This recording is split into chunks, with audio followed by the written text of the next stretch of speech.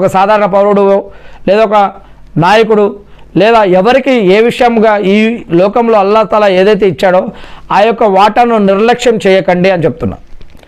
అల్లాహ్తో పాటు వేరే వాటిని అల్లాహ్కి ఆపాదించవద్దు. లా ఇలాహ ఇల్లల్లా, అల్లాహ్తో పాటు సృష్టికర్త అనేవాడు ఒకే ఒక్కడు, ఆయనతో పాటు వేరే వాటిని ఆయనకి కల్పించి ఆరాధించవద్దు అని ఖురాన్లో అల్లాహ్ సుబ్హానహు వ తఆలా 28వ అధ్యాయం 88వ వాక్యంలో తెలియజేస్తూ ఉన్నారు. లా ఇలాహ ఇల్లల్లా, సృష్టికర్త అనేవాడు ఒకే ఒక్కడు. ఆయన అరబ్బీ భాషలో అల్లా అని అంటారు, తెలుగులో దేవుడు, ఇంగ్లీష్లో గాడు లాడు, ఇట్లా మరి ఇబ్రో లాంగ్వేజ్లో లేదా అరామిక్లో అల్లా, యెహోవా, లేదా ఇలా అనేక రకాల భాషల్లో అనేక రకాలుగా పిలుస్తారు.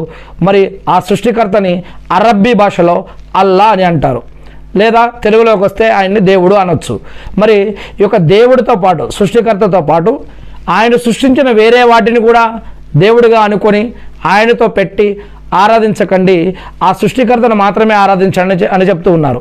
ఆ సృష్టికర్త ఏమేమి సృష్టించాడు అని మనం ఒకసారి ఆలోచిస్తే ఆయన సృష్టించిన వాటిని ఆరాధిస్తున్నామా లేదా నిజంగా సృష్టికర్తని ఆరాధిస్తున్నామా అని కూడా మీరు ఆలోచించండి అని ఆలోచించే వారికి దీంట్లో అనేక రకాల ప్రశ్నలతో పాటు సమాధానాలు కూడా ఉన్నాయి. విజ్ఞానుల కోసం జ్ఞానుల కోసం ఈ యొక్క ఖురాన్లో అనేక రకాల ప్రశ్నలు, జ్ఞానము, సమాధానాలు, ప్రశ్నలతో పాటు సమాధానాలు మరియు సరైన మార్గము, ఆరోగ్యము ఈ యొక్క ఖురాన్లో ఉన్నాయని అల్లాహ్ సుబ్హానహు వ తఆలా తెలియజేస్తూ ఉన్నారు.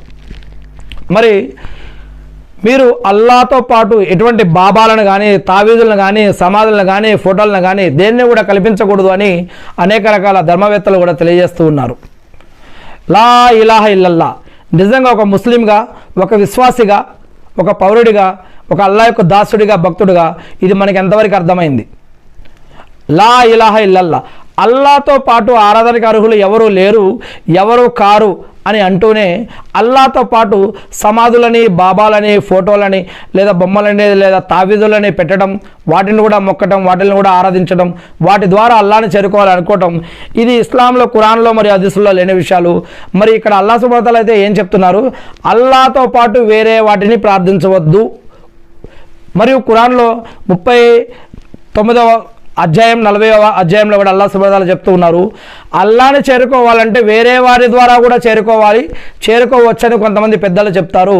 మరి అటువంటి విషయాల జోలికి వెళ్ళకండి, మీరు నేరుగా అల్లాహ్ని ఆరాధించండి, అల్లాహ్ను అర్థించండి. అల్లాహ్ క్షమాశీలుడు, అల్లాహ్ క్షమించేవాడు, కరుణించేవాడు, రక్షించేవాడు, ప్రార్థనలు స్వీకరించేవాడు, మరియు మిమ్మల్ని రక్షించేవాడు, మిమ్మల్ని సృష్టించినవాడు, మిమ్మల్ని అర్థం చేసుకునేవాడు, మిమ్మల్ని కాపాడేవాడు అని ఇలా అనేక